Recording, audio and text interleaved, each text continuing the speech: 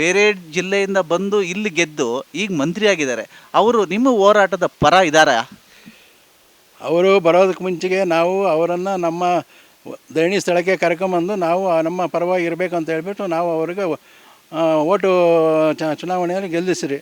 ಆದರೂ ನಾವು ಪರವಾಗಿ ಇರ್ತೀನಿ ಅಂತ ಲಾಸ್ಟ್ 2 ತಿಂಗಳ ಮುಂಚೆನೇ ಇವಾಗ ನಮ್ಗೆ ಒಂದು ಫೈನಲ್ ನೋಟಿಫಿಕೇಷನ್ ಕೊಟ್ಟಿದ್ದಾರೆ. ಅವರು ನಮ್ಮ 13 ಹಳ್ಳಿನ 8 ಹಳ್ಳಿ ಬೇರೆ 5 ಹಳ್ಳಿ ಬೇರೆ ಮಾಡಿಬಿಟ್ಟು ನಮ್ಮ ಒಡಕನ್ನು ನಮ್ಮ ಹೋರಾಟದ ರೂಪನ ಬದಲಾಯಿಸ್ಬೇಕಂತ ಹೇಳ್ಬಿಟ್ಟು ಒಬ್ಬರನ್ನ ಮೇಲಿರ್ತಾರೆ, ಒಬ್ಬರನ್ನ ಕೆಳಗಿಟ್ಟಾರೆ ಅಂತ, ಒಬ್ಬರು 5 ಹಳ್ಳಿನ ಬೇರೆ ಮಾಡಿದ್ದಾರೆ. ನೀವು ಬಿಟ್ಬಿಟ್ಟಿದ್ದೀರಿ ಅಂತಂದು ಹೇಳೋ ಇರಿ ಅಂತಂದು ಅವ್ರನ್ನ ಬೇರೆ ಮಾಡಿದ್ದಾರೆ. 8 ಹಳ್ಳಿನ ಫೈನಲ್ ನೋಟಿಫಿಕೇಷನ್ ಜಾರಿ ಮಾಡಿದ್ದಾರೆ.